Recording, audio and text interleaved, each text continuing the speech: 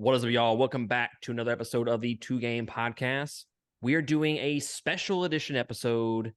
We are doing another deep dive series, our first deep dive series into an actual, well, I say movie, but we're doing a trilogy of movies, and that is the Lord of the Rings trilogy. We're going to start off with the first movie, which is the Fellowship of the Ring. I have Crescent Johnson. Hello, I all. mean, not everybody's watching us. They might be listening to us. Oh, I'm sorry. Hello, world. Thank you for having me, sir. This is gonna be It's gonna we get have awkward, boys. It's gonna get real awkward. we have Saint Nicholas. Hello, hello. So yes, there's a reason why I have these two men joining me today. Creston's a huge Lord of the Rings fan, and so is Nick there. They both read the books. And although we are not reviewing the books this time, we're just gonna kind of just mingle that in a little bit, say what's like huge differences between the movie and not, but we're not going to be reviewing the books versus the movies. Okay, that is key here, Nick. All right, not to name any names. How far did you get into the book? Did you ever make it out of Bree? No. So the beginning of the book. It's like the first half of the book. But yes, we have done deep dive series. Yeah, there's a lot that goes into that. What was that? You talking to me? I don't know. You said something. Oh, I think there's a little bit of delay. I was following up what Nick said. I said there's a lot of that as far as them getting out of Bree in the first part of the book. Dude, he's a little behind. 10 seconds later, I'm not behind. I'm not behind. I'm right there with y'all. So anyways, this is going to be our next deep dive series. We have done deep dive series on Xenoblade Chronicles 2, Final Fantasy 10, right before this. So we're pre-recording this before it, like way in advance. But y'all will have listened or watched the BioShock trilogy deep dive series by the time this comes out, and then we're going to do the trilogy for this. So this is our first trilogy, our first deep dive into movies, which is going to be kind of weird. So for those that are uninitiated, and by uninitiated I mean Creston, we're going to talk about our overall impressions of the movie, kind of like what we would do for Surfing the Stream, and then I'm gonna give out some fun facts a little bit, and then we're gonna jump into the recap of the entire movie, which is a lot for those that have or have not seen the Fellowship of the Ring. I'm going to be dropping in some little tidbits, some fun facts in between, and then we can stop and talk about individual scenes, what we thought about this scene, that scene, whatever. And then towards the back end of the episode, we'll give like our overall impressions of the movie. No future spoilers, so we are not talking Two Towers or Return of the King or anything in terms of trilogy. Now, when we get into our general impressions of the movie, we can mention the trilogy in terms of like what our experiences are with this series, with this franchise. But individual things we're gonna kind of leave out, and we can kind of save that for the final episode. So yeah, recap, review. I'm ready whenever y'all are. And this is for the extended edition, not the theatrical release. Correct. That is a big thing. I was thinking in my head, and then I got ADD and started talking about some other things. But yes, extended edition of the trilogy. Huge ass movies. Okay, it adds a lot of content. It's not like 10 minutes, 15 minutes. These are like extra hour each movie. Yeah. This one's not so bad. It's only 30 minutes extra. Oh, so it was 3.5 hours in theatrical? It wouldn't. No, it was right at 3 hours. I swore this was a 4-hour movie. Okay, it's pretty close, but it adds like I think it was 30 minutes if I'm not mistaken. But I'm ready whenever you are. I'm here. Do this. Let me pull up my notes here. All right, so we'll start with Creston, and we'll go with our overall impressions of the movie, what you think about the movie, and kind of your, I guess, experiences with this movie, with this series, how much you're a fan, yada, yada, yada. Overall, I love this movie. It's literally my all-time favorite movie ever. Favorite out of the three, favorite of any movie. Um, it came out, I think I was 10th grade.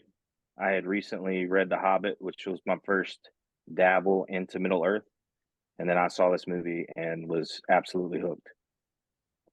Um, it was nice to, be able to travel to Middle Earth and actually see it, um, and see the differences between, what your mind eye gives you when you read the books as opposed to the movie. Um, just love the story, love the characters.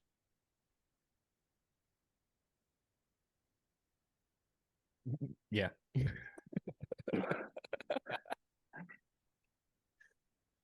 What about you, Nick? Um, I think I was in ninth grade when this movie came out. And I want to say because of this movie, I went through and I read the books because I wasn't a big reader back then, and I'm still not. I had to force myself to go through these books this last time just for this review.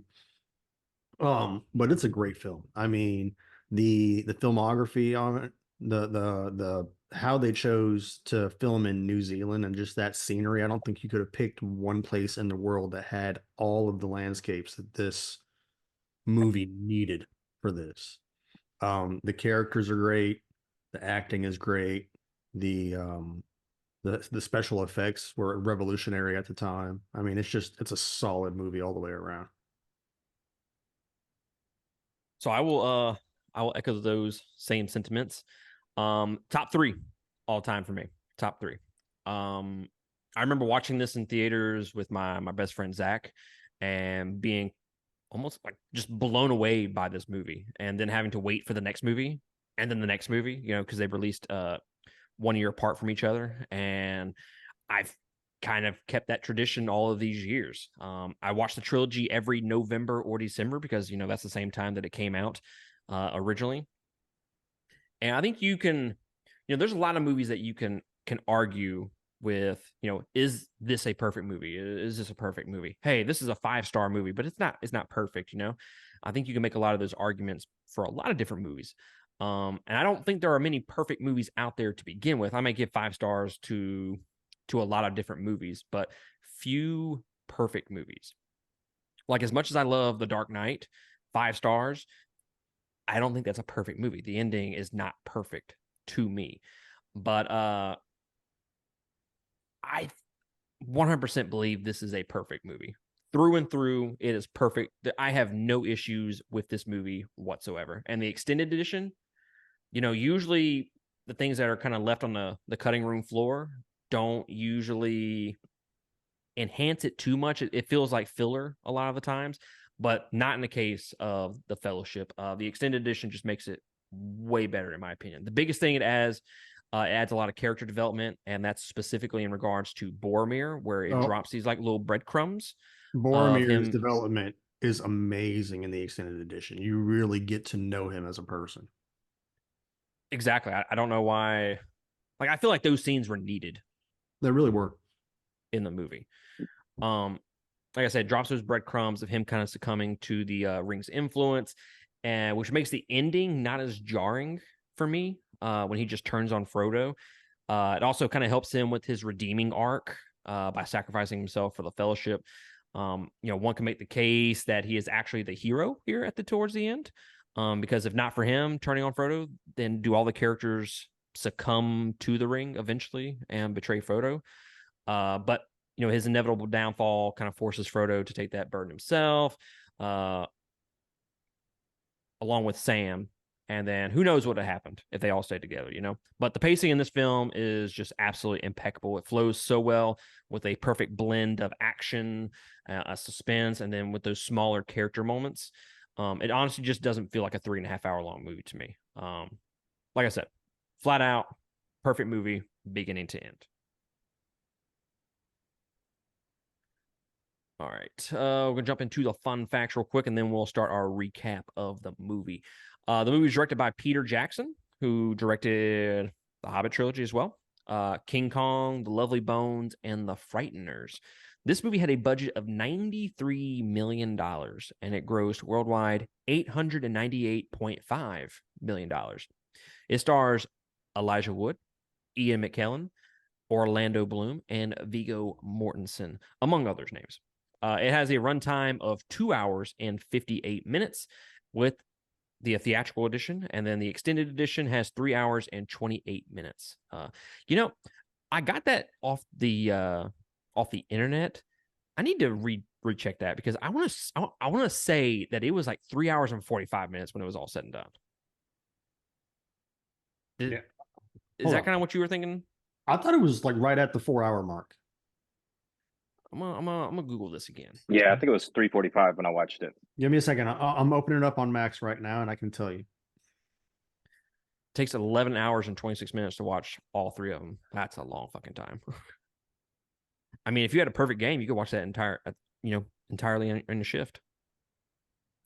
Let's see here. Go back to I just had one of those last week. a perfect 3 shift. hours, a perfect shift. What? I sat at one post for 2 hours and another post for 9 hours, and then went back home.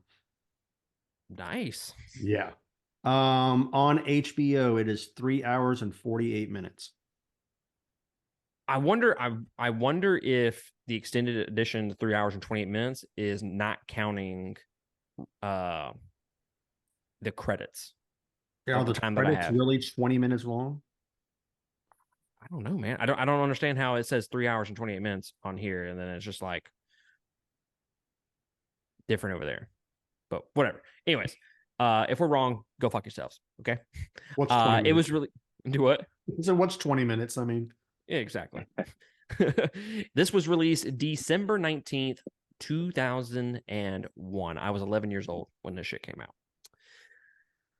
All right. So now starts the run. Okay. We are going to recap the entire movie. Now, we all know, if you are a fan of the Two Game Podcast, not the best at pronouncing shit. Okay.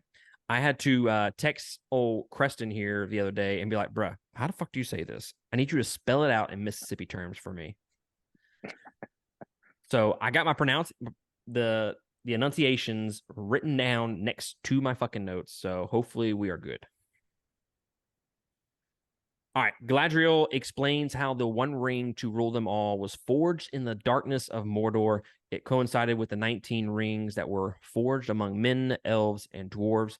When Middle-earth becomes a battleground, Sauron's forces proved to be too heavy for the scattered factions, all of them looking after their own interest and enamored with the power of the rings, were no match for Sauron's humongous armies and might alone. Hey-o.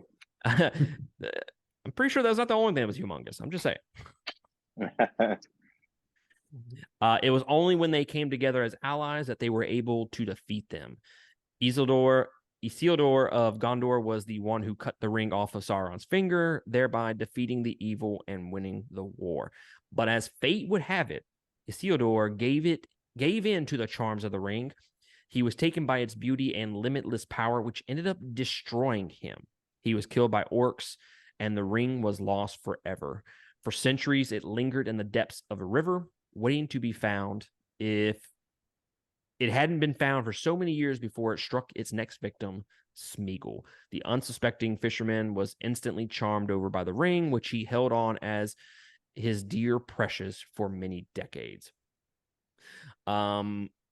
Let's see here. As an adventurous hobbit, Bilbo Baggins finally took it off of him and kept the ring for himself. Although it did not have too much of a devastating effect on him, Bilbo sure was burdened by its presence and never aged a day, as Gandalf the Grey, a noble wizard, remarked when he saw him on his 111th birthday. So quick little fun fact, and then we'll kind of talk about the opening sequence there. So Hobbiton was made a year before production began to make sure that it looked like it was natural, and lived in place complete with real vegetable patches. The greens department regulated the length of the grass by having sheep eat it. So they did all the shit a year in advance.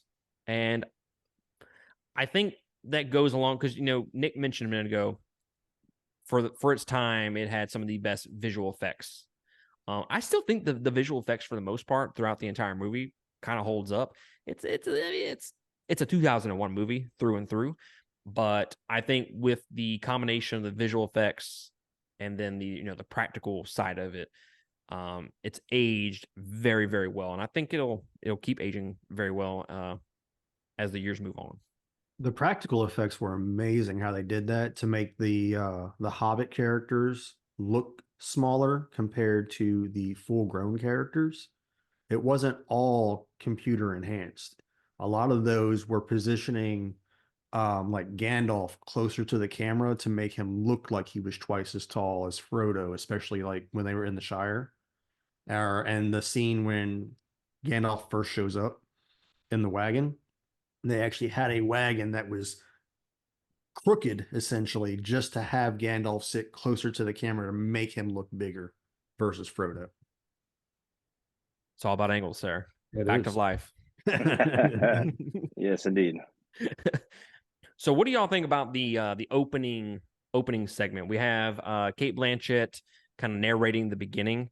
I, for one, love the beginning of this movie. I really hate in most movies when they do exposition to explain a lot of the history. I think I don't know, it feels kind of weak and lazy to me in most movies.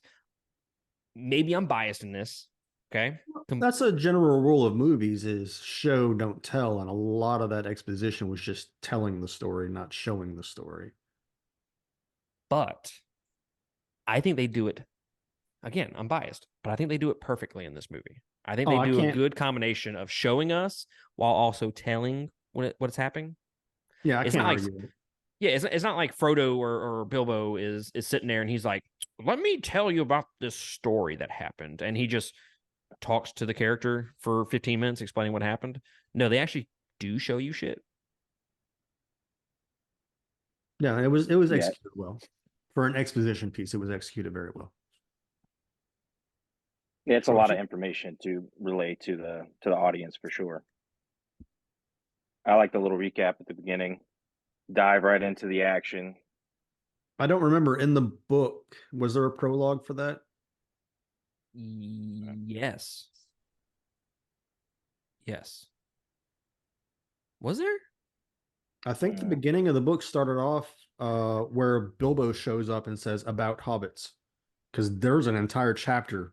The first chapter in the book is just about hobbits.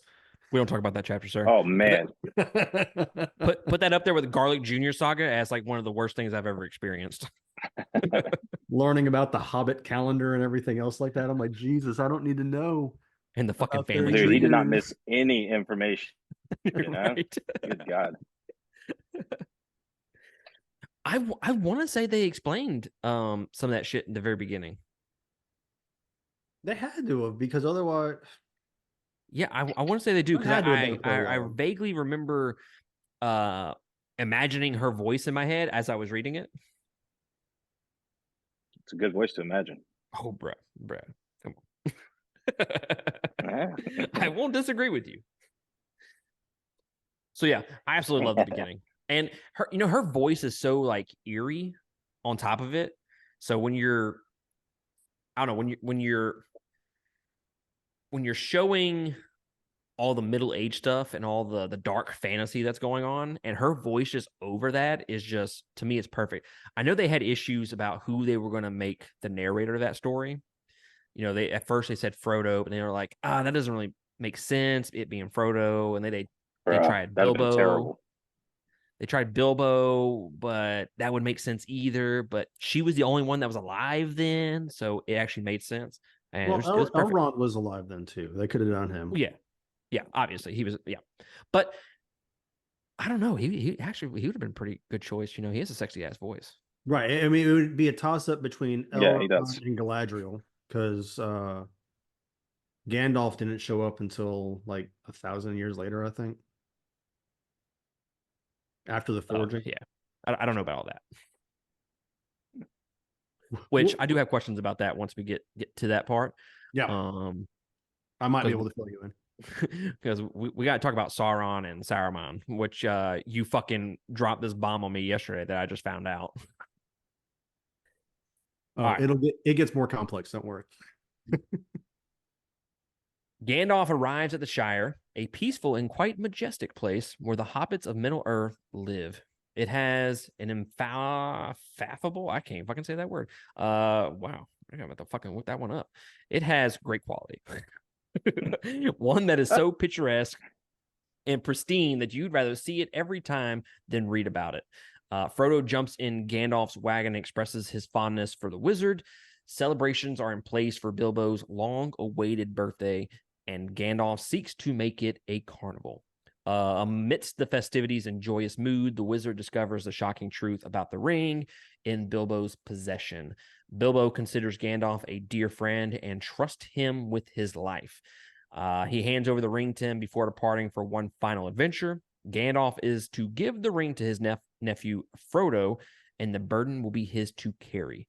There's a part right here where Gandalf kind of bangs his head on a ceiling beam inside the house. This was purely accidental and not in the script, but they kept it in the film because it kind of fit. But he also did a great job of kind of acting through it as well. This part right here with the extended edition adds a lot. Like, I feel like this part, and then there's some scenes later on in the movie with the Council of Elrond, but this particular part and then the Boromir stuff, it seems like where they added the most with the extended edition. Did this help y'all with the extended edition, like this segment? I don't mind this portion of the movie, honestly. I know some people have issues with it, and they're wrong. It didn't add anything to the story of the movie. No, but I mean, it gave you a little extra shit, Yeah, it gave you a lot more of the Hobbit life in the extended edition, which is fine because I mean, this is the whole point of the movie, is pretty much saving the Shire. So to actually make the Shire feel like home to you and all of the characters feel like family to you, I think it makes the audience get more into it. But it didn't have anything to do with the true story of the whole movie. It just helps you get into it. Shout out. What about you there, Preston? No, I agree. Pretty much a broader picture of the Shire, a little more in depth as to the relationships there. It was nice. I enjoyed it. Honestly, I haven't seen the theatrical in so long. I don't even remember what is extra. So I'm glad you brought that up. This is my second viewing of the extended editions. I watched it for the first time last year, and just speaking specifically about this movie, I think it's so seamless most of the time, where they go from just the theatrical to the extended. It's almost kind of like you said, like I've seen the theatrical editions every single year since it came out, but I'm watching the extended edition for this one, and obviously there's some scenes that I just know off the top of my head that I'm like, oh, that's fucking added shit right there. But it's like a lot of it, I would say at least 75% of it, I'm like, was that in the real? Is this the Mandela effect? Was this in the theatrical edition? Am I watching the Right? extended Like, of course, edition? this was in the movie. Right? I just think a majority of this movie flows so well with the extended cuts added into it. Yeah, there were a few seconds in the conversation between Bilbo and Gandalf when Gandalf first shows up that were added. And then during the party, Bilbo running from the Saxville Baggins was added into it because that wasn't in the theatrical release. And then I think when Bilbo's about to leave, they added in a few more seconds of conversation to that also. Yep. But for the most part, it was probably several minutes added total, but it was seamless. Like if you've only seen the theatrical once, then you would never even have noticed. Yeah, Saxville Baggins is a nice little touch from the book too. Oh yeah, because they were a big Nice little part breadcrumb on either end of it. Right. I'm probably gonna regret this, but I gotta ask. Tom, was it Bombadil? Is that how you say it? Yes. Mhm. Ish. All right. So many people have said they wish he was in this movie, okay? And I looked it up and basically he was like God, or they think he was God. That's the theory out there. Um I know Creston knows a lot about this dude. What about you, Nick? I mean, there's a lot to know, but at the same time, Tolkien wrote him so there wasn't much to know. He's pretty much an all powerful, all omniscient being that does not care about good or bad. Right. He just cares about living. Very secretive.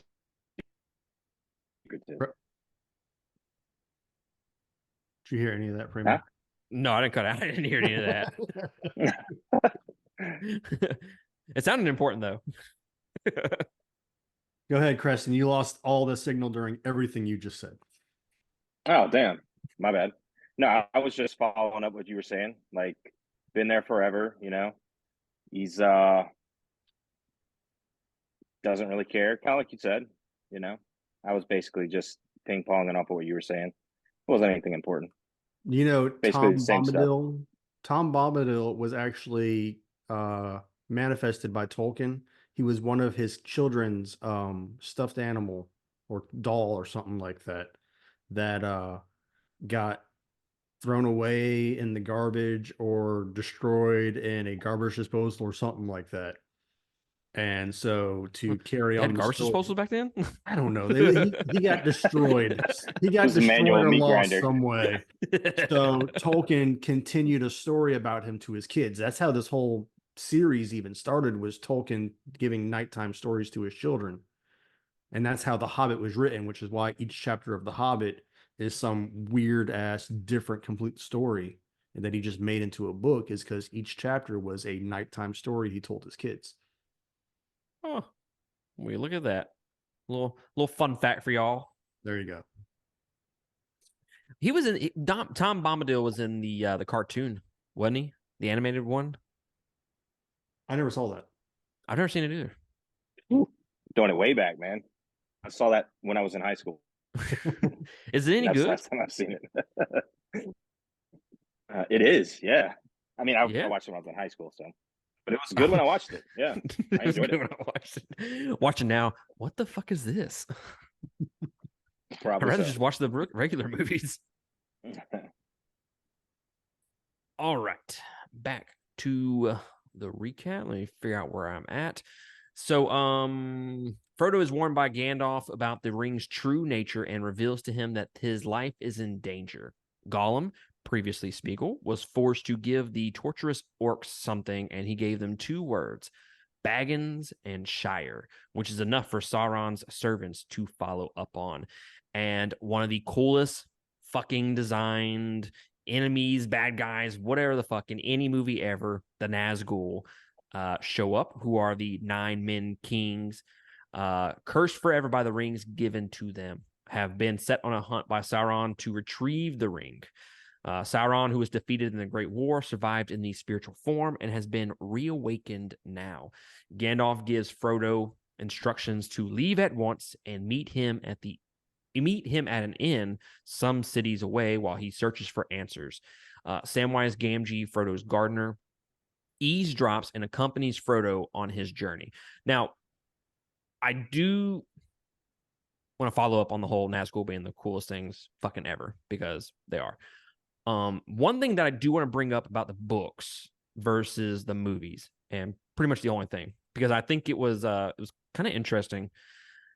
That's how long it takes from Gandalf to research the ring, come back and tell Frodo to go on his little journey, right? It's how many? 17 years. It's years, right? Yeah. 17. That Because is during when Bilbo turns 111, Frodo turns 33 that same day. And then there's a back and forth. Gandalf keeps on coming back, researching, goes away, researches, goes away, whatever. And then it's before his 50th birthday when they plan to leave the Shire. and Frodo doesn't want to leave until after his 50th birthday. I think that's just absolutely crazy because it seems like that happened. They made it so fast paced in the movie that it's just like, oh, dude, we're fucking going now. That's one of my few issues. Is that part they sped up 17 years was the matter of like 3 days or whatever. And then they focus on other events where they're like, oh, whenever, which we haven't gotten to that part of the story yet, but when Frodo gets stabbed, and they're like, yeah, it's a 6-day trip from here before we can get to Rivendell. Get stabbed. Which time? Do get stabbed more than anybody. But you mentioned a plot hole that I had in this movie. All right, here we go, Creston. All right, you ready? All right, let's do it.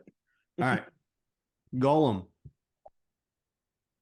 How does Gandalf know that Gollum uttered Shire and Baggins? Because he was there. He went to look for him, right? Yeah, but he said he never could find him. Maybe he meant like see with his own eyes. He didn't find him. So in the book, he does find him. Right. I'm trying to think of a way to get around this. He does mention that he never found him. Maybe okay. All right. Here's an idea. Maybe he heard it from somebody else. You're stretching there, sir. I wish. Shout out. Maybe it was just Wizard's intuition. He knew that he was missing. Pretty good chance. Captured by the enemy. He knew that he would roll over. Yeah. Like, hey, bud, look, you got that sweet ring, but pretty good chance they're coming for you. They only heard 2 words that he muttered: Shire and Baggins. Maybe he has an orc on the inside, man. So he promised the orc like some magic powers or some shit. Hey, bruh. Hey, like when the Dark Lord comes back, I'm gonna need you to fucking tell me some shit. All right, I'll give you some of this magic. So yeah, that's a big plot hole that I found.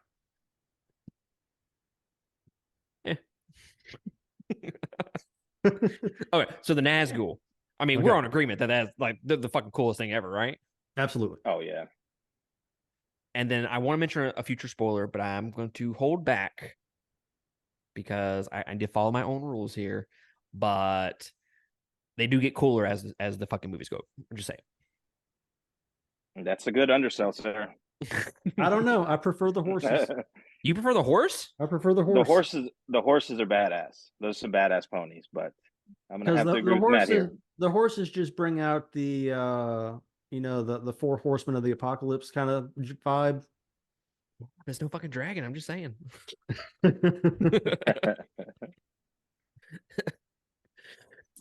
All right. So actually, I truth be told, I really do love the Nazgul. I think they're designed. I love the voiceover for them as well. Super fucking creepy. And I let my son watch this movie with me, a majority of it, and this is his first time watching it, and the dude's fucking hooked. Linus just watched 2 Towers today, and he was glued to it. Mm-hmm. I couldn't pay my children to watch with me. Oh, super disappointed. You can borrow mine for the day. Just wait. Your son will get there, sir. All right. You have one last hope. Not having it. Hey, I'll give you $20. You watch this with me. You can keep your money. Pretty much. I think I'm just gonna scroll YouTube. I'm good. You're right. So yeah, I put it on, and I was like, "Hey, man, you wanna watch Lord of the Rings with me? What is that?" I kind of gave him a brief overview of the movie, and he was like, "Well, that sounds cool. A fucking course, it sounds cool." So I pushed play on the movie, and he saw that it was like almost 4 hours long. He was he didn't say holy shit, but in his head, I can imagine him saying holy shit. He says, "How long is this movie?" I was like, "It's 4 hours long." And he just had like the biggest eyes possible. I'm like, "You better go ahead and buckle up, man. We're gonna be here a while. Go ahead and get you some snacks." And I ended up watching some of the movie without him, and the dude was pissed. So I'm happy. Proud father moment. These are good signs. But the reason why I brought that up is because I thought he might be scared by the Nazgul, and that's not the case. He didn't get scared. It wasn't the Nazgul. It was I'm talking future movie. We'll talk about that in 2 weeks. So here's the next thing that I really want to talk about. Okay. Gandalf is surprised to find that Sauron's brother, a noble wizard, has been taken by Sauron's dark temptations. The wizard offers Gandalf all the answers about the enemy growing in Mordor, but takes him captive after giving him a chance to join their alliance. So one thing before I jump into this fun fact. One, I love how the bad guy always tells everybody their grand plan, and then the fucking dude escapes. It's like, why would you tell him? Why? You think he's gonna die? Why don't you kill him? Like, terrible bad guy, man. Terrible bad guy. But Sir Christopher Lee, who plays Saruman, read Lord of the Ring once a year until his death in 2015, and had done so since the year it was published. He is the only member of the cast and crew to have ever met J.R.R. Tolkien. Okay. He was also the first person cast in the film due to his extensive knowledge of the books. I was like, in my head, I'm like, bro, like how fucking old is Sir Christopher Lee, man? God damn. Because when were the books fucking written? In the 50s. 50s? Okay, 50s.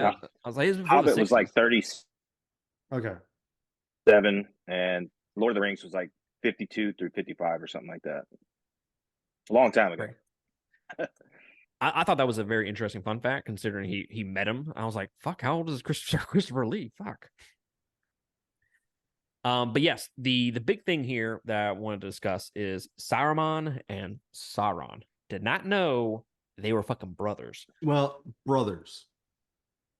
Like me There's and Preston, you and Christian kind of brothers. Well, so they were essentially brothers because you have 3 tiers of angelic beings. All right, so you have the one Almighty God, right? And I can't remember his name right now. Iluvatar. Iluvatar. Okay, you got Iluvatar, and then you have his generals essentially, or his people, which is the second tier, which is Creston. What's that title? The Valar. Okay, the Valar, and then you have the Maiar. All right, so Gandalf, Saruman, Sauron, Radagast, two All the blue Balrogs. wizards, all the Balrogs, all of them are Maiar. So And then third tier. Yeah, that's like, third tier. like demigods. But that third tier, which we'll call like angels essentially, and then the second tier will be your demigods, and then you have your god at the top. The Maiar study under the Valar. So they have one Valar that they study under and learn their ways. And Sauron and Saruman studied under the same Valar. Oh, so where does Gandalf fit in any of this? Gandalf is a Maiar, just like Saruman and Sauron, but Gandalf studied under a different Valar. Oh. Mind blown, sir. And then whenever Morgoth, which was Sauron's, Morgoth was the Sauron before Sauron. He was also a Maiar, if I'm not mistaken. Or was he was a Valar? He was Valar. Yeah. He was a Valar. Melkor. Okay. Was his original name. All right. So did Sauron study under Morgoth? Was he the after Sauron not initially. Yeah. Yeah. Sauron went to Middle Earth and then became Morgoth's apprentice, essentially. Morgoth was destroyed. Sauron continued on. He was studying under Aule, the smith. Yeah. And then got seduced by the darkness. So, but at that point, after Morgoth's destruction, but Sauron's rise, is when Iluvatar sent 5 Istari, which were Maiar with demoted powers to Middle Earth, and that was the two blue wizards, Saruman, Radagast, and Gandalf. And we're for those uninitiated out there, me being one of them, all this is in one of the books, Um, or is this searching the web? Silmarillion. It's in the Silmarillion. It's not in Lord of the Rings or Hobbit. It's in the auxiliary readers. So, Rings of Power follows that book loosely. A chapter of that book. Chapter of that book, which I think we all agree that we do want to review that series when this is all said and done, right? Mm-hmm. I'm down. I actually want to watch it for the first time. I've been waiting. You should. All right. So Saruman is himself preparing to ready a front from his Isengard. That doesn't make any fucking sense. I don't know who wrote this. It wasn't me. But that didn't make any sense. As Sauron plans to raise an army from Mordor, the Nazguls are fervently, I sure as fuck would never say that word or write it, looking for the ring, being called out by it. Bear in mind that it wants to be found and returned to its master. Sam and Frodo encounter Merry and Pippin, their hobbit cousins, who join them on the journey. They narrowly avoid the Nazguls and reach the inn, but there is no sign of Gandalf there.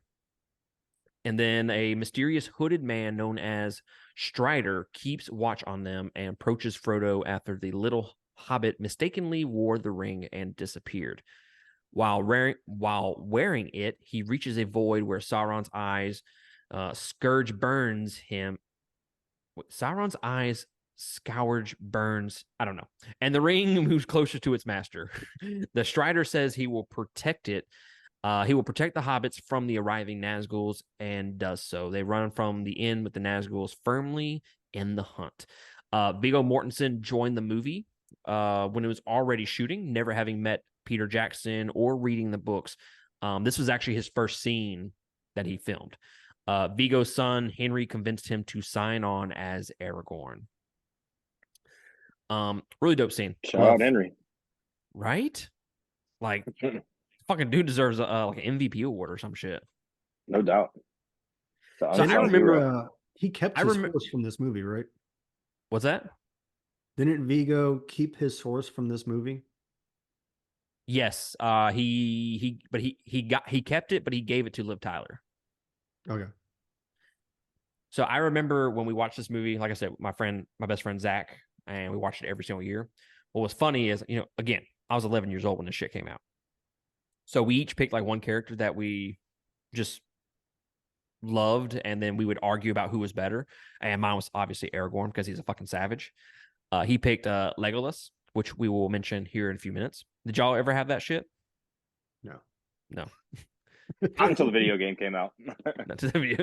Yeah, dude, I'm telling you, we would argue so much about who was better in this fucking series.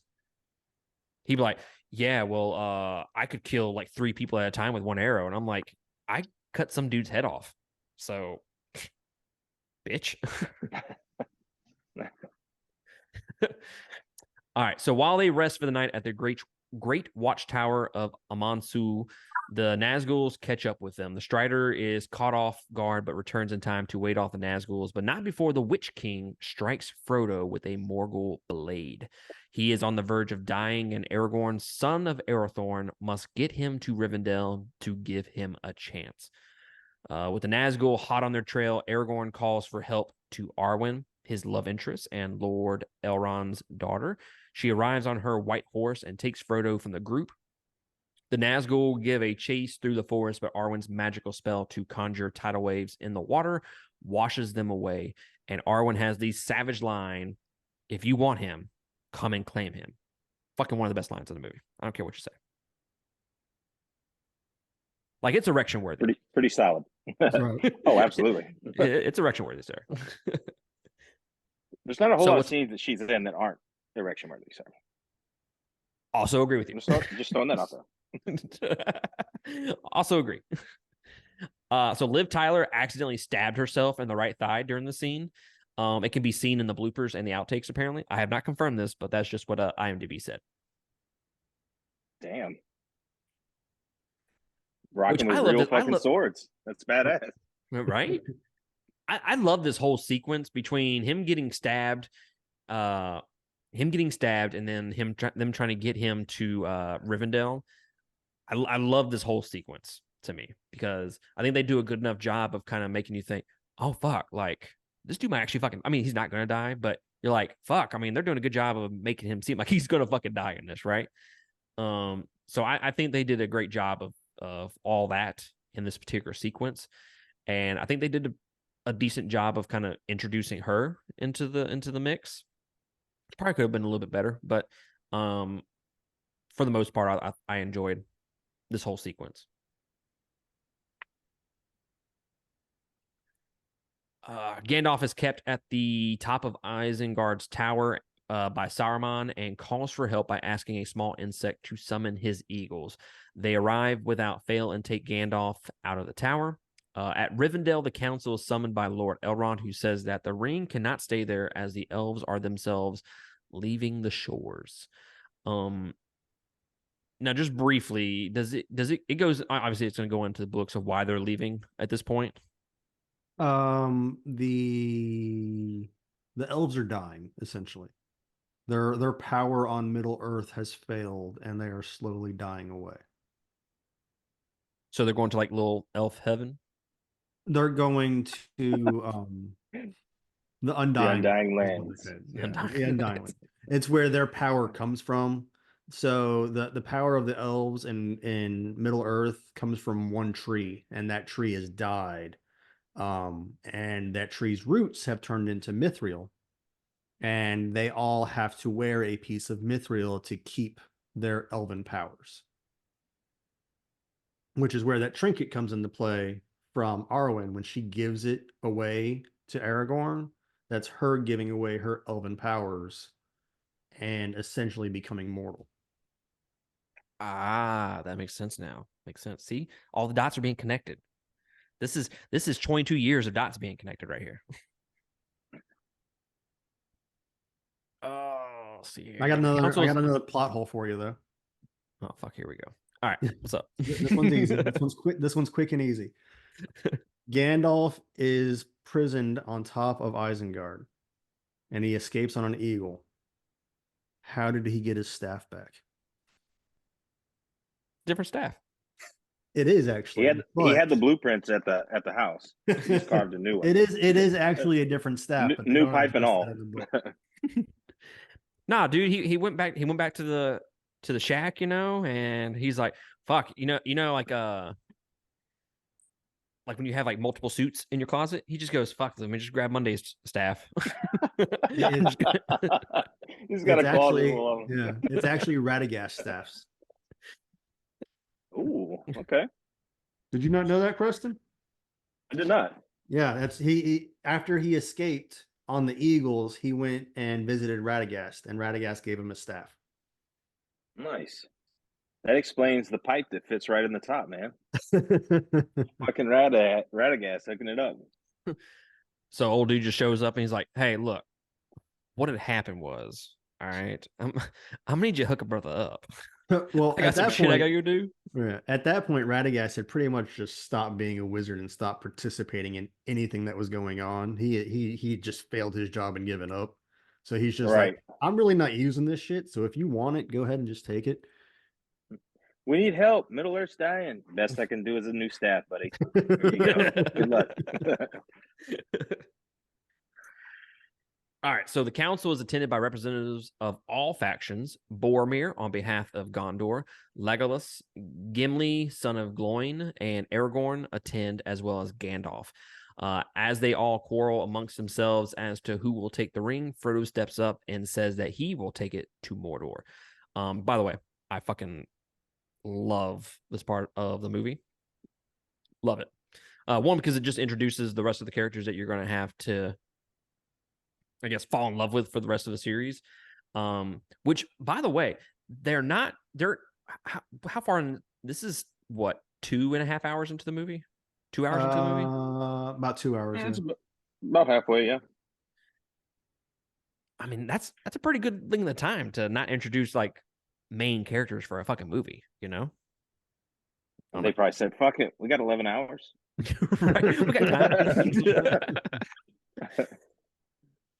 Let's see.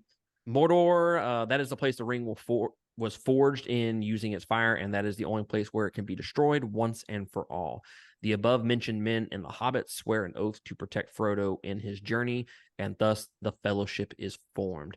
Aragorn and Arwen express their love for one another, and she gives him her elven star and declares herself immortal. I do know that the Council of Elrond was changed quite a bit from the book. In the book, it's like a debriefing period about the current state of affairs and kind of like a regrouping moment before Frodo proceeds with his quest. In the book, he has already decided to take the ring to Mount Doom at this point. The screenwriters changed it to the fierce debate where Frodo then makes his decision. Apparently, the scene was becoming too long and expository. In fact, Sean Bean was reading his lines from a sheet of paper on top of his lap as he was only given the lines the night before. And now that you think about it, you're like, he does fucking look down most of those fucking scenes. Sean Bean, he's a fucking savage though. Sean Bean. Hashtag R.I.P. R.I.P. Hashtag don't kill Sean Bean. Right. Also, this is the only time Legolas speaks to Frodo in the entire trilogy. He utters 5 words to the man, and you have my bow. That is it. For 3 movies, he doesn't speak a word to Frodo other than those, which is kind of crazy. I guess I didn't realize that ever before. He doesn't have much lines in the first place, but no, him and his fucking bromance with Aragorn is, bro. I'm there for it, man. As am I. I love the Arwen romance there, but dude, the fucking bromance between them two is fucking just. I would say one of the best bromances, if not the best bromance in any movie ever. you're gonna let this one beat Brokeback Mountain?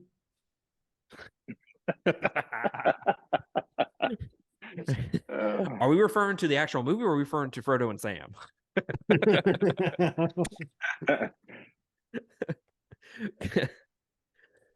Because I don't know when we're going to talk about that, okay? Because I think Creston, you had mentioned it. Are we gonna touch base on that? What happens on the quest stays on the quest, buddy. So Back how home, long? we How never talk about long? it again. How long is the quest? Like completely? How long is the quest? 2 years, 3 years. Yeah, it's around that time. Yeah, because I mean, 3 bruh. years, I think 3.5, 4 years after the quest started, Frodo's already on the way to the Undying Lands. Was So it that it's not soon? long. Yeah. Oh wow. I thought When he you- when stayed. you- I thought he stayed in the Shire for like 10 years. No, it was only a few years. Okay. Huh. I mean, hey man, it's a couple years. I mean, I'm lonely, you're lonely, we're both lonely. Listen, we Look, never you're have to speak getting of this clingy. again. I'm heading out. I'm Right. gonna head over to the Undying Lands, bud. So elves can choose between mortal and immortal life, and Arwen chooses the former. At Rivendell, Bilbo also meets with Frodo. After losing the ring, he has aged naturally and seems at peace. He has almost finished his book, although a few chapters are yet to be written. As a gift to Frodo and to protect him from unseen evils, he hands over his sword Sting, which turns blue when orcs are close, and a mithril chainmail. It is said that the material is stronger than dragon scales and can protect the wearer from heavy attacks. With battle facing the mortal realm on 2 fronts, Isengard and Mordor, the urgency to destroy the ring grows. For now, the Fellowship must follow the course west of the Misty Mountains for 40 days. That leads to the Gap of Rohan. Heading east from that path leads to Mordor. In the midst of this journey, Creebane from Dunland, spies of Sauron, intercepts them. You know, I do want to mention, I think I typically, before the I don't know, maybe 5 years ago, I never watched a movie without subtitles. And I guess I was paying attention more so this time around, but I never knew what he actually fucking called them until this watch. Because I was watching, I was like, I wonder if they actually ever fucking say what those fucking things are in the fucking sky, other than just being crows, And he says it, and I was like, oh, I don't know what that means, but okay, now that I have a name with it. Hey, They are spy. Can I What? can I back up to Rivendell again, real Sure. quick? You want me to blow your mind? That's not the only thing, sir. Okay. Yes. Elrond is Aragorn's great great great great great great uncle. Wait, doesn't Aragorn get don't they don't his parents not abandon him, but something happens where he ends up going there, and that's how he meets Arwen. Is Elrond So takes guardianship over him? Aragorn's dad dies when he's just a couple months old. And then his mom dies shortly after when he's just a few years old. But Elrond's brother is the creator of the uh, Numenors, which is the rulers pretty much of Gondor. His brother chose immortal life. Elrond stayed immortal. So Aragorn is a direct descendant of Elrond's brother. Yeah, they were both half elves. Yep. Elrond and Elros. Yep. Oh, well, I'll be damned. Very interesting, sir. Very interesting. Gandalf deduces that the passage to the south is being watched. They turn towards the pass of Carathras. Did I say that right? Yay, nay? Wait, what's that? God, I was hoping we just fucking I was hoping we just fucking keep going, but no, we gotta stay here, don't we? Carathras? Pass of Carathras? Carathras? Carathras? Is That's it totally the what I one you said. sent me earlier? Yes. Yes. Carathras. Yes, what you said. All right. Yeah, I'm just gonna say the C word from now on. This mountain pass. The Mountain pass. right? But Saruman has powers to wield nature at his will. He chants a spell from a distance, and Isengard and the mountains over this pass tremble and block the Fellowship's path. Boromir, whose father is the steward of flex. Gondor. What'd you say? I said big time flex. Big time flex, right? Let's see. Says that they can go through the city, which will protect them, but that path will be too close to Isengard, where Saruman and his raging army can take them captive. There's also some acrimony and infighting with the Fellowship as Boromir learns that Aragorn is Isildur's lineage and the true heir to the throne of Gondor. With no options left, Gandalf reluctantly takes them through the mines of Moria, a dreaded dark place that houses an ancient demon beyond the power of many spells and weapons. Gimli expects to see his cousin Balin lavishly living in the great city of Dwarrowdelf, from where they pass through. As they stand at the gates of Moria, Frodo helps in identifying the passcode, and the door opens. They do not like the look of the place and decide to turn away, but before they can, a sea monster grabs a hold of Frodo. Is there an actual name for this thing? No. Yeah, not that I'm aware of. Let's see here. Oh, and this scene is the part. Remember when I was talking about the PG-13 rating and one cuss word? Yes. This scene is the one cuss word. I'm not gonna lie. Outside at the door? Yeah. Okay. Whenever Pippin's like, if you can't open the door, like, what are we gonna do now? And he's just like, how about I bash your fucking head against the wall and see what happens? That would have been good. Yes. That would have went seamlessly.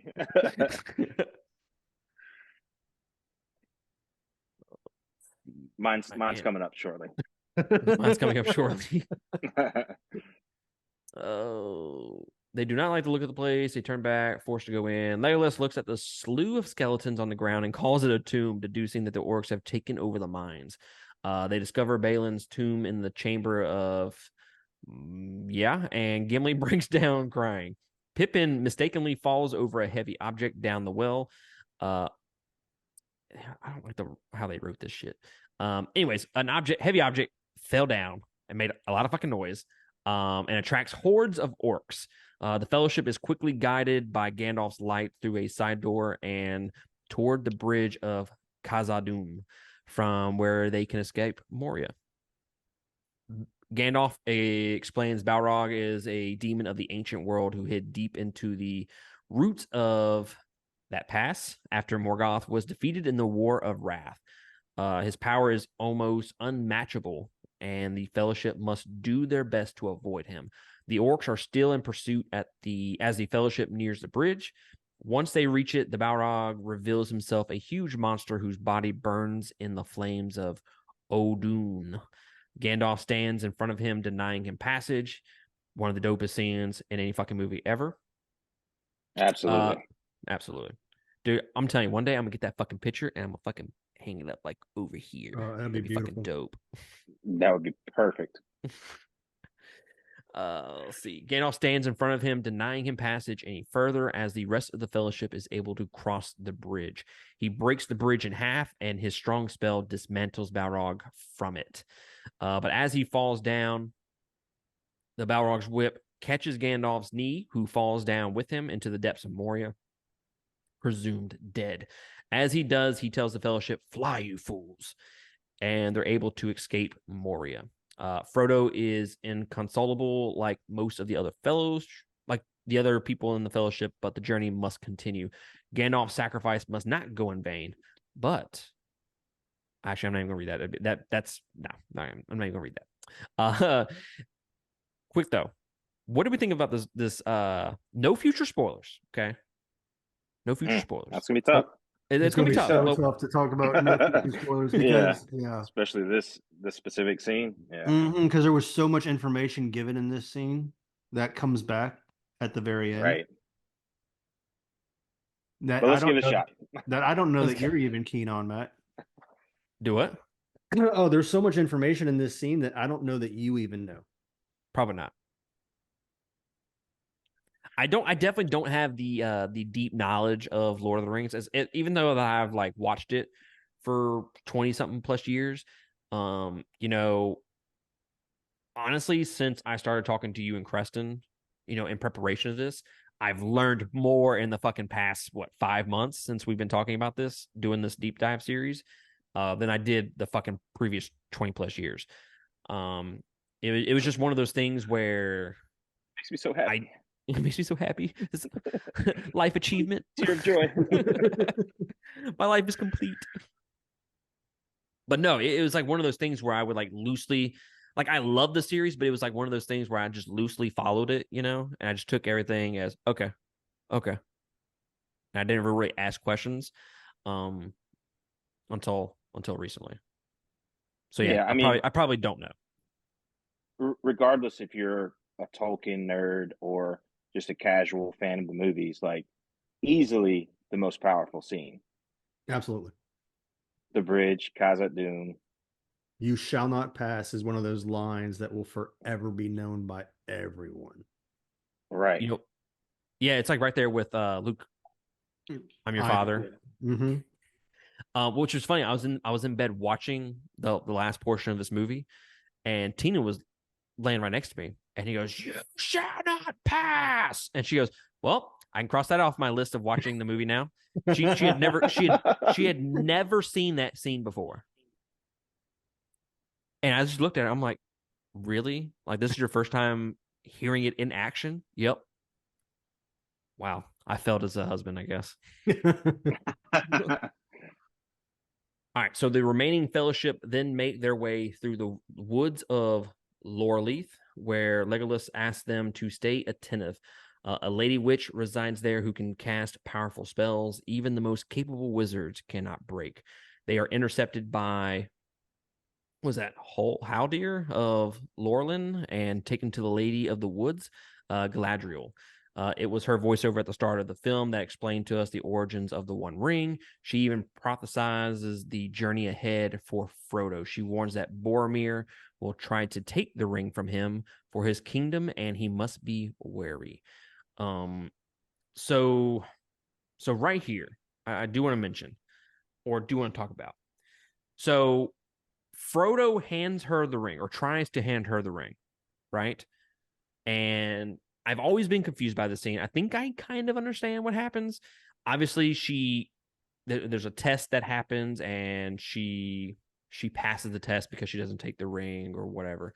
But the whole evil, demented thing that kind of goes on here, what is the significance behind that? Are you able to fill me in on that? I'm waiting for Creston on this one. Oh, I think she just knows that she's already one of the most powerful beings in Middle Earth. She already has one ring. Yeah, in And this scene, it's revealed that she has one of the 3 elven rings. Is so that in she the knows if theatrical she edition? had the ring. Mm-hmm. I don't know. Like I I, said, it's been a hot minute since I've seen that one, so I don't remember. I I want to think she just say, knows that if she had the one ring, she would be equally, almost equally as powerful as Sauron. And she'd like to think that she would be good, but ultimately she knows she has to pass on it, and it has to be destroyed. so is the demented aspect of this whole thing, this whole scene, is that just like a little tease, a little tease of the tip there? Like what could happen? What she could become? Well, she's already a witch. Like, she's an elven witch. Like, she's always had more extreme elven magical powers. I mean, aside from Bombadil and Sauron, she's the oldest living creature in Middle Earth. Fair. And her elven ring that she has is essentially what's keeping the elves alive, aside from Mithril, is her and her ring that she already possesses. I don't know, man. I want to say I guess I never picked up on her having a ring. I don't know. Maybe it just went like right over my fucking head, which is very likely. Um, as She I mentioned doesn't earlier. in the original or in the theatrical, she doesn't name the ring, but she shows the ring. Maybe I just didn't catch it then. All right. From the woods, the fellowship is to go through Emin Muil and then the marshlands towards Mordor. After they depart, Galadriel's prophecy comes true. At Isengard, the orcs unearth Morgoth's great warriors, the Uruk-hai, from the depths of the ground to fight the war. They are stronger, more agile, and more intelligent than the orcs, and will be tough to defeat. Saruman sets them free and asks them to hunt down the Hobbit with the One Ring. They relentlessly pursue the Fellowship, and Legolas and Aragorn are alert to that danger. Boromir and Frodo wander off on their own, and Boromir is overcome by the avarice attached to the ring, trying to take it from him. Fearful, Frodo wears the ring and disappears, suddenly bringing Boromir out of the trance. When Frodo wears the ring, he gains consciousness in another place across the forest where Aragorn swears to protect him and asks him to make the journey on his own. The temptations of men cannot be trusted, and the Fellowship will do their best to hunt down the enemy hunting him. Samwise is close on his trail and joins Frodo in his journey as the pair separates from the others. The gardener is bound to Frodo by Gandalf's promise and will not leave his side. So, this scene right here, I text y'all, was it 2 nights ago? Probably one of the most badass savage scenes ever. And that is Aragorn kind of pleading his case. A great scene between him and Frodo. And it's not like Aragorn is sitting there saying, no, we're gonna do this together. We're not gonna, you can trust me. Because that would be kind of a typical, I guess, hero thing to happen in a movie is no, we can do this as a team, No, Aragorn doesn't do that whatsoever. He says, hey, if that's how you feel, then maybe you should do this on your own. And while you're doing that, we can be doing other things to kind of help you on your journey. He's more of a friend in this, more so than I guess a leader or I don't even know. A leader would probably be the best word I can describe. So I do like that aspect of his character there, where he's not. No, we're going to do it this way. It's the only way we can do it as a family, as a team, as a fellowship. But then he walks out to the Uruk-hai once the little blue sword shines, and it is the most badass scene. I was telling Creston this earlier, Nick. You remember Jon Snow in Game of Thrones when he walks against the huge ass army by himself? Oh, in the Battle of the Bastards? Yeah. This Jon Snow wishes he was as fucking cool as Aragorn was in this fucking scene. Yes, although You I watch your fucking mouth. No. I'm gonna give you that. I'm gonna give you that. But I do like, because Aragorn walks up in there going, "I'm gonna kill some motherfuckers," whereas Jon Snow pulls his sword and goes, "I'm gonna die trying to kill some motherfuckers." He knew his limits. He knew his did. limits. Yeah, I don't know. I think it just really says a lot about his character when he's just you go from that conversation with Frodo, and then he immediately turns around and tells Frodo run, and he shows that courage, and I'm going to kill every single one of these motherfuckers, like you said, and I'm going to live to tell it. Fucking savage. Honestly, I'm not going to lie. If I had to name or pick out two of my favorite sequences in the entire movie, this is my favorite. This whole sequence towards the end of the movie. This one, and then when the Nazguls are chasing Frodo, when they meet up with Aragorn, which leads into and him meeting Arwen and going into Rivendell. Those are my two favorite sequences out of the entire movie. So you say the entire end, though, right? Do what? Like including Boromir's death. You said that entire part. Is that what you mean by this? Yeah. The entire thing. Okay. The entire thing. Yeah. I don't know. I will agree I'm with it. This end sequence, but I think Moria is over the run from Weathertop to Rivendell. Moria's fucking good, man. Moria's fucking good. I mean, it does Yeah. have the most. It does have "We Shall Not Pass." Right. But I mean, that's a Just great thing about this. it, man. Yeah. Yeah, I can't argue with you on that one. Mhm. I wouldn't be able to talk you off that ledge. Both the run from Weathertop and Moria, though, have the same problem for me, though. And that is, well, that's the time. Weathertop to Rivendell, they say, is a 6-hour or a 6-day trip, and it's one night. And then the travel through Moria, Gandalf specifically says it's a 4-day trip, and it's one night. And it's like that went, like, you saying those two things, you did not need to include that in the movie. In the book, it's relevant.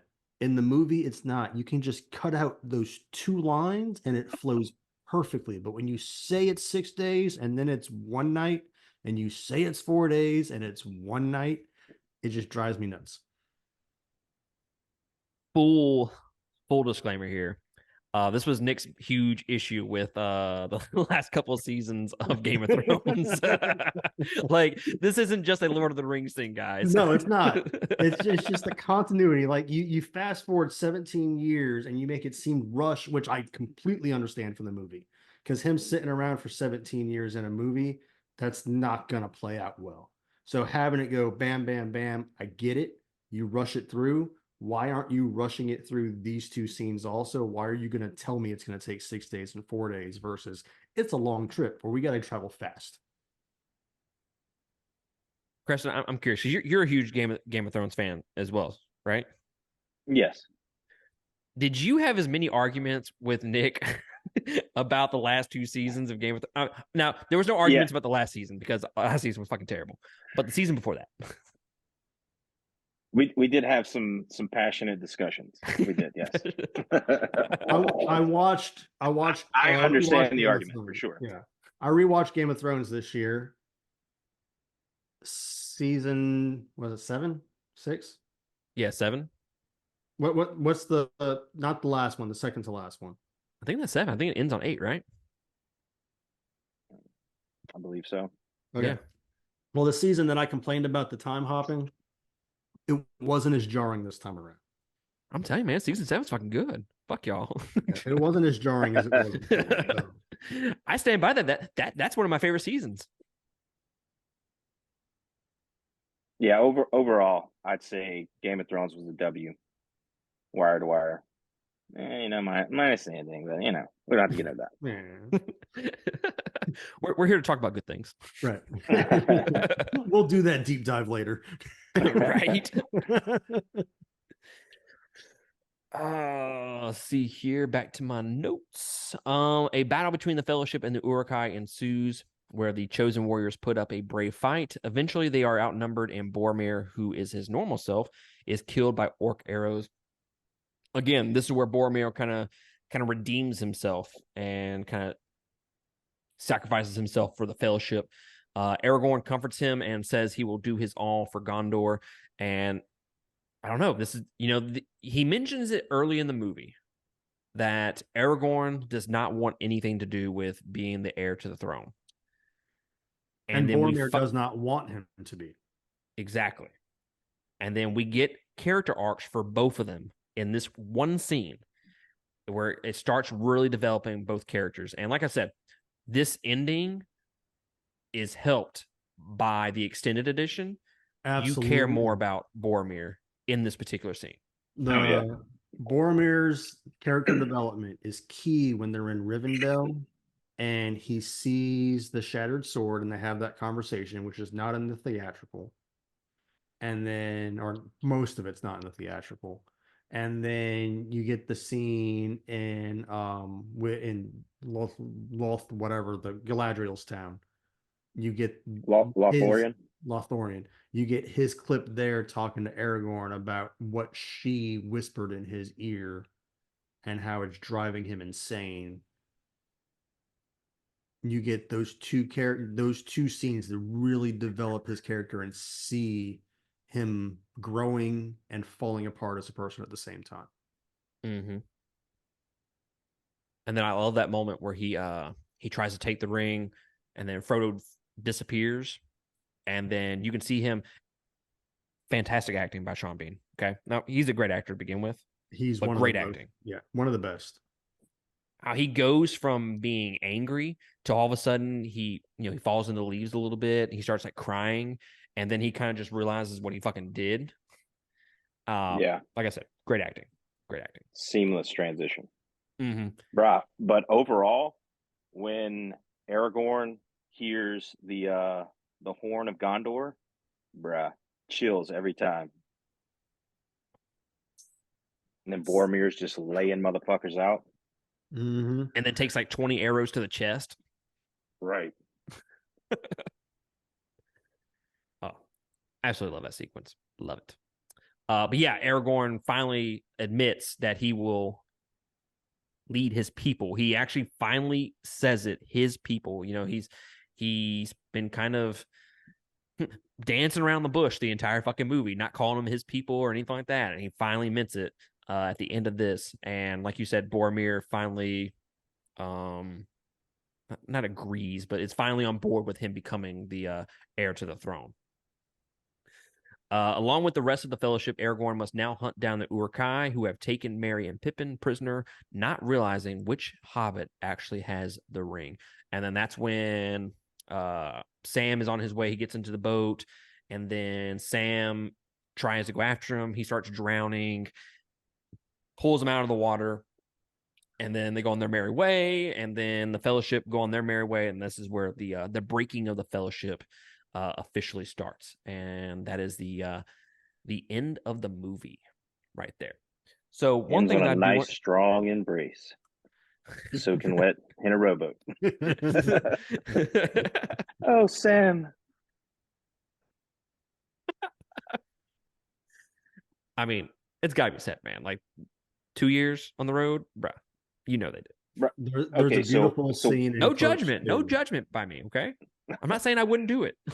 There's a beautiful scene in Clerks 2 that perfectly embodies the Frodo Sam dynamic. Did you send this to me? I'm sure I did. Is it the one when they're in the restaurant? Yeah, Clerks 2. They're in the chicken restaurant, whatever the name of that was. Yeah, he has like an argument with Elijah behind the thing. Yeah. Yeah. I need to rewatch that because it was funny. I need you to So send I that to me. guess, yeah, right. I got you. So one thing that I do want to discuss is obviously it's one book broken up into 3 volumes, right? Which is how we Yes. got the 3 Really different broken up movies. into 6 volumes. You want to care to expand on that? Well, at least the last 2 volumes are broken up between Aragorn, Legolas, and Gimli's perspective, and then Sam and Frodo's perspective. The last 2 books. I can't remember the first book, but the last 2 books are broken. It's like there's chapters, but it's one half of the Fellowship and the second half of the Fellowship. One half of the Fellowship, the second half of the Fellowship. So it's really like 6. That's just, yeah. So 3 different volumes.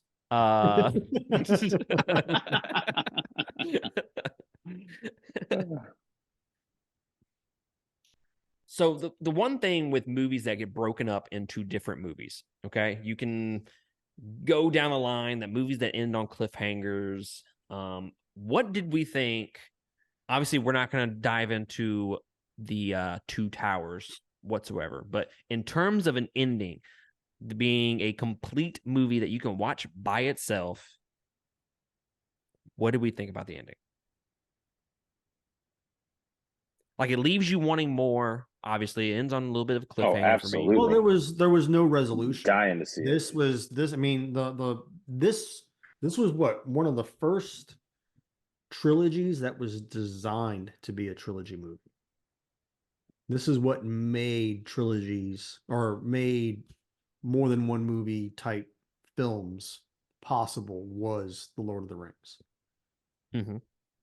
Because it's just like how Dune came out 2 years ago or whatever, and that director was just like, I'm gonna make half of it and we'll see what happens, and I'll make a second movie afterwards.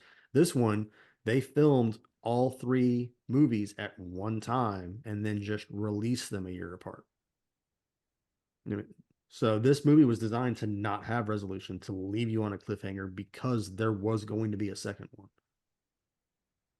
I guess in what I mean by that is I don't know who would just watch the 2 Towers by itself without watching the other 2 movies. I mean, it seems a little weird to me, but hey, you do you, no judgment from me. In terms of just ending the movie with it leaving you wanting more, but also completing a set, not completing, but you get the aspect of it. It's coming to a somewhat of a stop. I think this movie did a great job. I think it did a great job. It stopped where it needed to. Exactly. Yeah. It's There was not specific like conflict resolution at the end. There. I couldn't have said so it you better had myself. a little mini relief, but definitely left you wanting more. Yeah, you see them gazing at the horizon, and you're like, "Oh, dude, this is gonna be a fucking good series, man." Yeah, Yeah. This is shit's what we going call, down in the second one. This is what we call edging.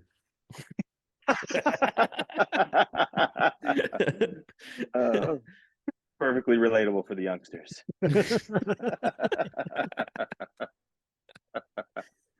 So yeah, man, I overall perfect movie. Love the movie. Top 3 for me.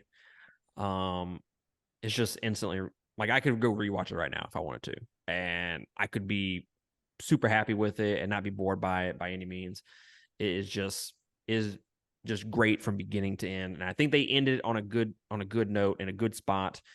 It kind of completes the whole fellowship idea of the storyline, and it kind of sets a new storyline with the factions of the fellowship going in separate directions, teasing you for the second movie, excuse me. So I think I did a great job. Yep.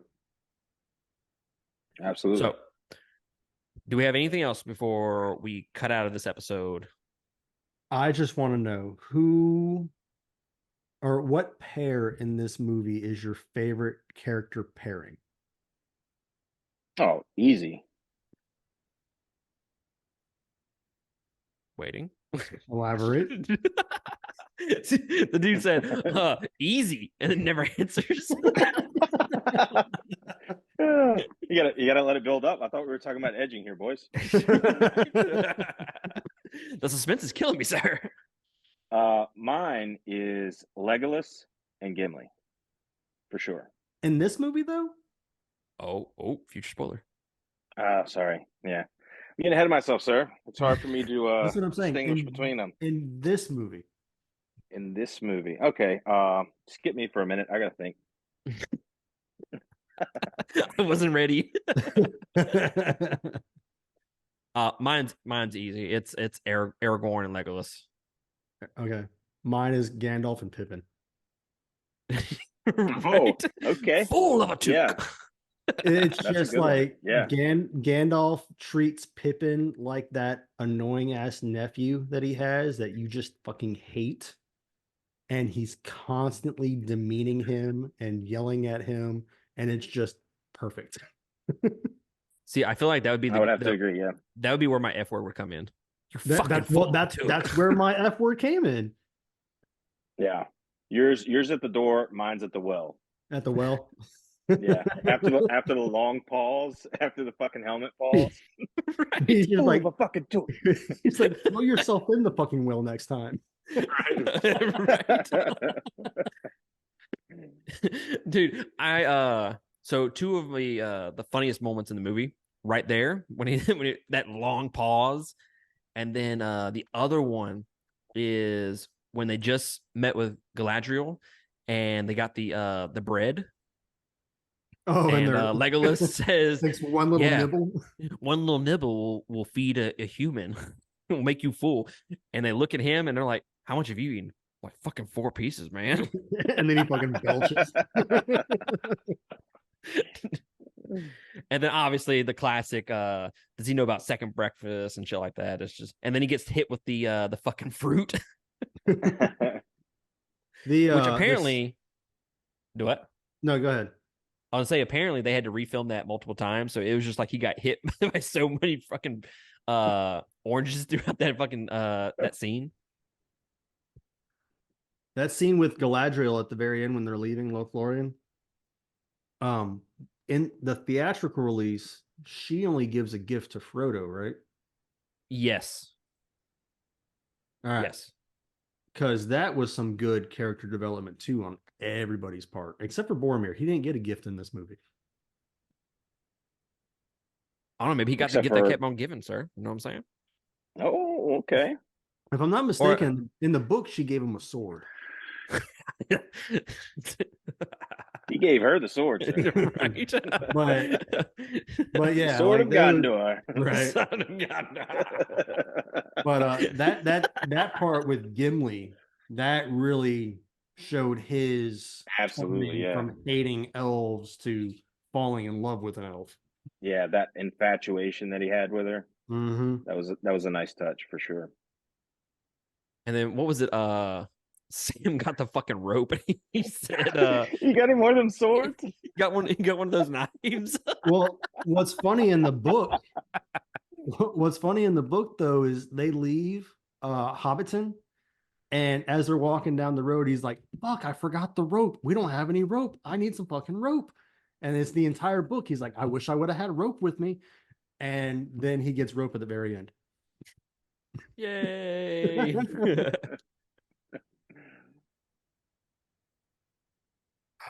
So yeah, man, this was great.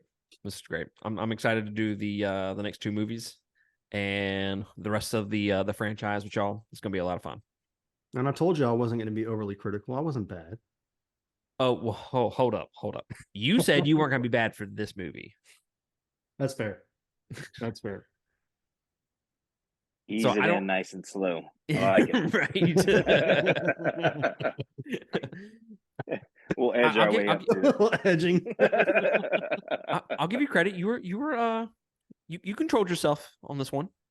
No, absolutely. Very pleasant. Very pleasant. Now, going into the second movie, It will change. look, no future spoilers, okay? Like, but yeah, I'm gonna have some issues with the second one, but that's just teasing the tip a little bit. It's on. Actually, I take that back. It's one issue with the movie. Teasing the tip. Just one? Just one. Okay.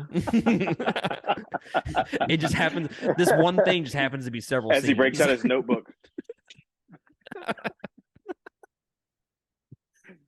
Well, guys, I appreciate y'all joining me for this deep dive series. Yeah, man. Thanks for having me. Yeah, absolutely.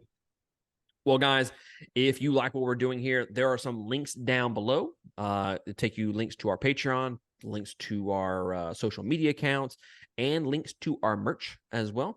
It's getting a little cold outside. You go buy your little hoodie. Helps us, helps you. Sounds like a win-win in my book. And yeah, they would be greatly.